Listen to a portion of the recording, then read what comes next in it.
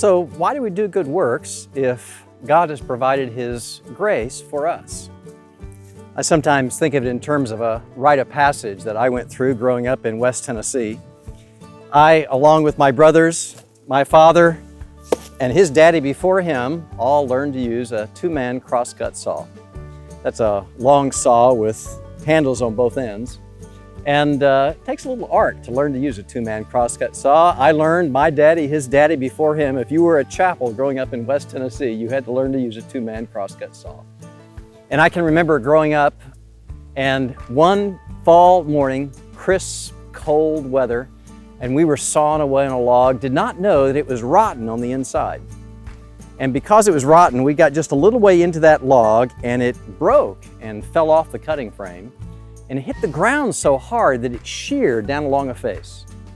And to my childhood, adolescent imagination, one of those pieces of log that split off looked like a horse's head.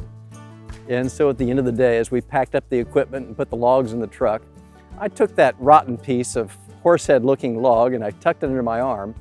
And sometime later, Christmas or my dad's birthday, because they're both close together, I took that rotten horsehead piece of log and nailed on a 2x4, put some sticks on it for legs, tied on a rope for a tail, and put some nails down the long body of that rotten horsehead log. And as I did that, I then later wrapped it in butcher block paper, put a ribbon on it, and presented it to my father. Now I can remember him taking off the ribbon, taking off the paper, and looking at it and saying, "Why, that's wonderful. What is it?" And I said, "Hey, Dad, it's a tie rack. You see those nails going down the body there? Why, you can hang your ties on there." And so my father very lovingly and dutifully leaned that rotten horsehead tie rack against his closet wall because the legs wouldn't make it stand up. And he used it as his tie rack for years. Now I must tell you that when I first presented that rotten horsehead tie rack to my dad, I thought it was a work of art. I thought this was ready for a museum somewhere. But I had to get just a little bit older and I would say, "Oh, Dad, would you please get rid of that thing?" But he took it and treasured it and used it, not because it was good, but because he was. I wanted to present more gifts to my father when I saw his heart.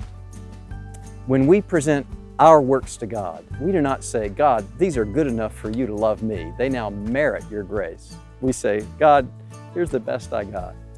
And he takes it and loves it and uses it, not because it's good, but because he is. And when we know that, well, we have more works that we know we can present to him, knowing he can take them too. And in all their flaws, he can use them for his purposes, his glory, and our good. So there's some work to do, not because it makes us good, but we do it because we know he's good.